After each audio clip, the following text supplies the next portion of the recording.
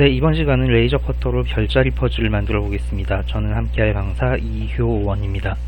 자, 이번 시간 진행은 첫 번째 레이저 커터의 원리와 사용법에 대해 알아보고, 두 번째 설계 프로그램을 알아보겠습니다. 그리고 세 번째 별자리 퍼즐을 직접 만들어 보는 이 순서로 진행해 볼 텐데요. 자, 첫 번째로 레이저 커터에 대해서 한번 알아보도록 하죠. 많이들 3D 프린터에 대해서는 들어보셨을 거예요. 레이저 커팅도 이 3D 프린터와 같이 새로운 것들을 만들어낼 수 있는 그런 장치인데요. 레이저를 쏩니다. 강한 빛과 열을 발산하는 이 레이저를 가지고 이 열을 통해서 재료를 태워서 분리를 시키는 거예요. 자, 여기 설명에 나와 있듯이 재료를 매우 강력하게 가열해서 녹이거나 완전히 증발시킵니다. 레이저 광선이 한 지점을 완전히 관통하게 되면 절단, 커팅이 되고요. 낮은 출력으로 지나가게 되면 흔적만 남겠죠. 이걸 각인이라고 합니다. 스캔이라고 표현하는데요. 자, 이 각인과 절단 두 가지를 활용해서 여러 가지를 만들 수가 있습니다.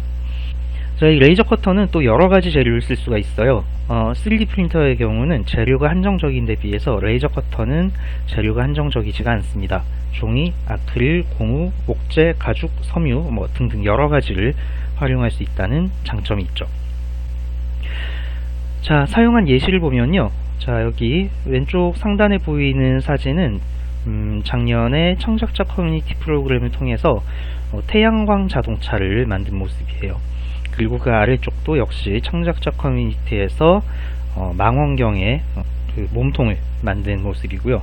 자, 우측에 있는 두 사진은 인터넷을 통해서 좀 확인을 해봤는데요.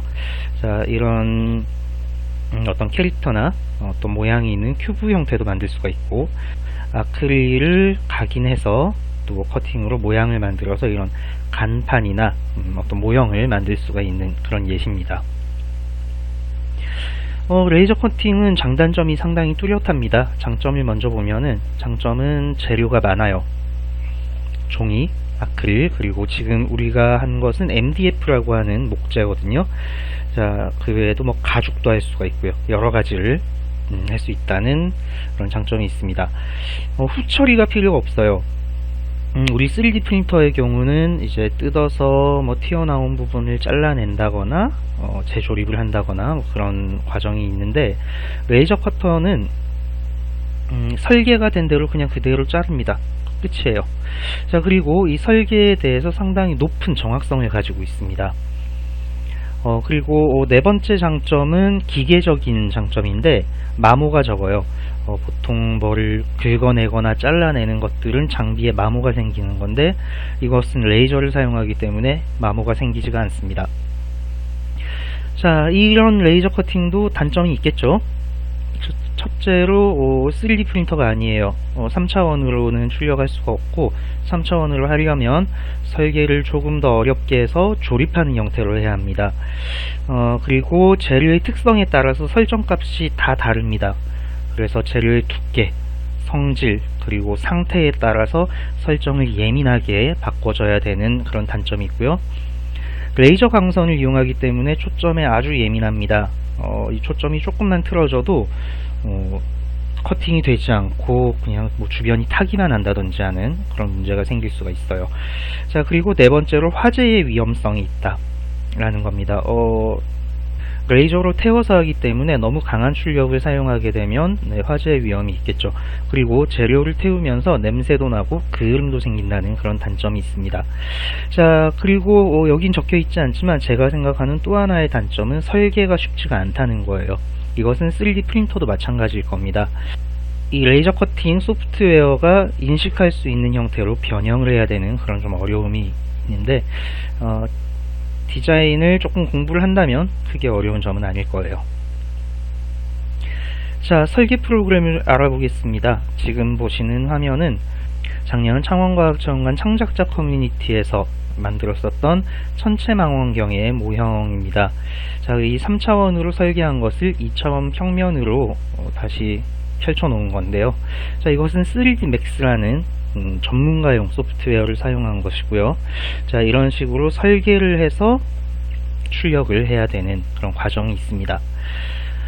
자, 그래서 디자인 프로그램이 있고 출력 프로그램이 있는데 3D 프린터를 해보신 분들도 아시겠지만 3D 프린터의 디자인을 위해서는 123D 디자인이라는 소프트웨어로 디자인을 하고 출력값 설정을 위해서 큐라라는 소프트웨어를 또 사용을 하게 되죠.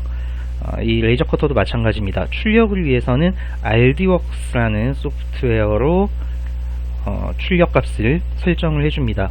그리고 이 RDworks로 불러오기 위해서 몇 가지 프로그램을 사용할 수가 있는데 3D Max, 그 다음에 일러스트레이터, 123D 디자인, 또 RDworks에서도 디자인을 할 수가 있어요.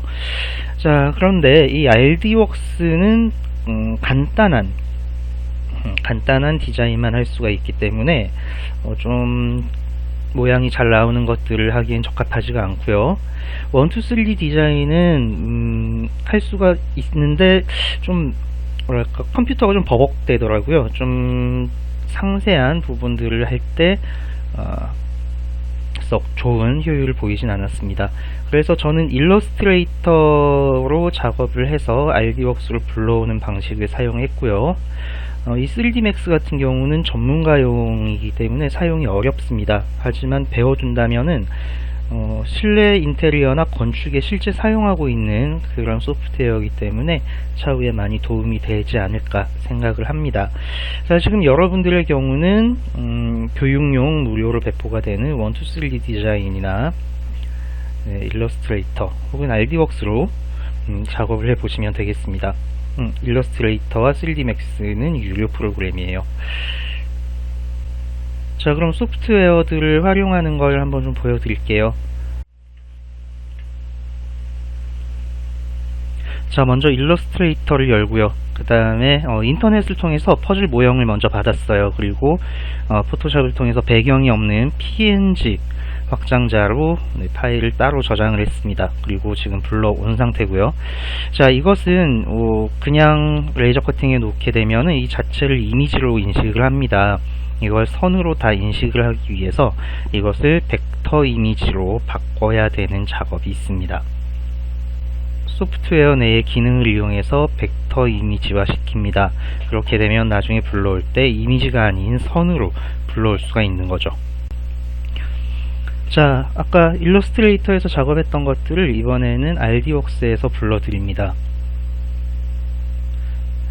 자, 불러드리게 되면 이미지가 아닌 선으로 다 나타나는 걸 확인할 수 있고요. 이것은 커팅을 할 수 있는 상태가 됩니다. 자, 이제 틀을 만들고 거기에 과학체험관 이름을 각인으로 새길 그런 작업을 합니다. 자, 그리고 퍼즐이 그냥 선만 있으면 재미가 없죠. 여기에 이미지를 담을 건데요. 별자리 로고 이미지를 미리 만들어 놓고 올립니다. 자, 이것은 그냥 각인이 되기 때문에 그냥 JPG 파일로 저장을 하셔도 괜찮아요. 자, 그 다음에 적절한 크기에 맞춰서 사이즈를 조절을 하고 커팅과 스캔에 대해서 하나씩 다 설정을 바꿔줍니다. 자, 디자인을 끝냈으니 이제 출력을 해야겠죠. 자, 이곳은 과학체험관 2층에 있는 무한상상실 내의 공작실입니다. 이곳은 레이저 커팅기가 있는데요. 큽니다. 자, 오늘 우리가 쓸 합판 3mm짜리 MDF 합판입니다. 여기다 출력을 할 거고요. 제가 이미지 작업한 거 파일이 깨져가지고 여기서 새로 디자인을 좀 했어요. 규격도 좀 더 정확히 하고 설정값도 좀 더 정확히 하는 그 작업이 있었습니다. 자, 지금 각각에 대한 설정값을 바꾸는 모습인데요. 커팅에 대한 출력, 그러니까 레이저의 파워와 레이저가 움직이는 속도, 그 다음에 커팅에 대한 속도가 다 다릅니다. 그걸 설정을 해줘야 되고요. 그 다음 저는 한 장이 아니고 여러 장을 찍어야 되기 때문에 복사를 해서 이어 붙이는 방식으로 여러 장을 세팅을 했습니다. 자, 저기 앞에 보이는 빨간색 노즐이 레이저가 나가는 곳입니다. 그리고 이 레이저가 합판에 닿으면서 이 합판을 태우는 거죠. 자, 이때 레이저와 합판 간의 간격이 적당해야 돼요. 초점이 잘 맞아야 되기 때문이죠. 자, 이렇게 위아래로 움직여서 초점을 맞춥니다. 저는 3mm 합판이기 때문에 6mm 간격을 뒀고요. 자, 그렇게 해서 테스트 출력을 하는 중입니다. 자, 출력되는 것을 보니까 주변이 좀 많이 까맣게 보이죠. 출력값이 좀 많이 세다 라는 좀 느낌을 받아가지고 출력값을 낮추고 다시 설정을 했습니다. 지금은 이 동영상에서 상당히 빠른 속도로 돌렸기 때문에 빨리 진행되는 것 같은데 실제로는 매우 천천히 각인을 하게 돼요.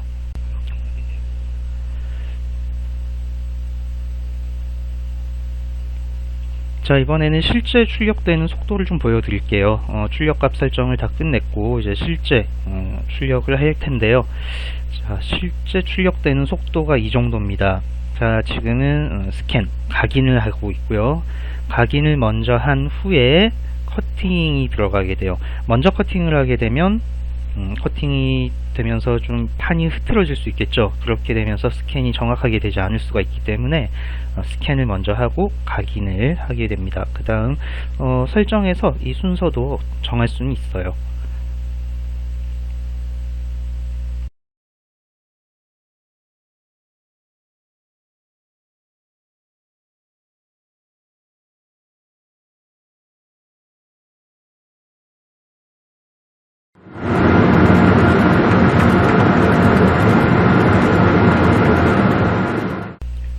네, 상당히 소음이 크죠. 네, 레이저 커팅을 할 때는 이 태운 연기를 다 빨아들이기 때문에 환풍기도 있고 여러가지 팬이 돌고 있습니다. 그래서 상당히 소음이 큰 편이고요. 자, 지금은 6장의 이 퍼즐 판을 각인을 거의 다 마친 상태인데요. 각인을 이렇게 6개를 하는데 시간이 약 한 40분 정도가 걸렸어요. 조금 더 빨리 할 수도 있었겠지만 좀 정밀하게 하기 위해서 40분 정도의 시간이 걸렸고, 여기서 이제 또 커팅이 들어가게 되죠. 그래서 실제로 이 레이저 커팅도 시간이 꽤 많이 소요가 되는 작업입니다.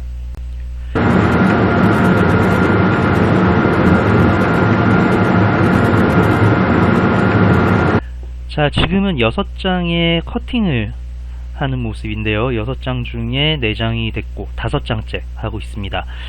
잘 보시면 커팅된 부분이 바닥으로 떨어져 있죠. 네, 완전히 커팅이 돼서 모두 다 이제 바닥으로 떨어지는 경우인데요. 출력값이 좀 낮아지면은 이 커팅이 다 안되고 안 잘린 경우가 있을 수가 있어요. 그래서 너무 지나치지 않게 딱 커팅이 될 정도로 출력값을 잘 정해야 되고, 만약 너무 두꺼운 재료의 경우는 한 번에 커팅을 하는 것이 아니고 2번이나 3번을 자르면서 여러 번 작업으로 커팅을 하는 경우도 있습니다. 자, 이렇게 완성이 됐습니다. 이제 퍼즐을 맞춰 봐야 되겠죠. 자, 맞추기 전에 지금 화면을 잠시 멈춰 주시고 이미지를 확인해 주세요. 자, 퍼즐에 있는 이미지는 황도12궁이라고 부르는 생일 별자리의 로고들입니다. 여러분들 생일 확인하시고 생일에 맞는 별자리들 잘 체크해 주세요. 양력으로 보셔야 됩니다. 자, 다 확인하셨으면 이제 설명서를 보고 퍼즐을 맞춰 볼까요? 저는 설명서를 보고 퍼즐을 맞추는데 약 7분 정도가 소요가 됐습니다. 35개짜리 퍼즐이니까 아마 어렵지 않게 여러분들도 잘 맞추실 수 있을 거예요.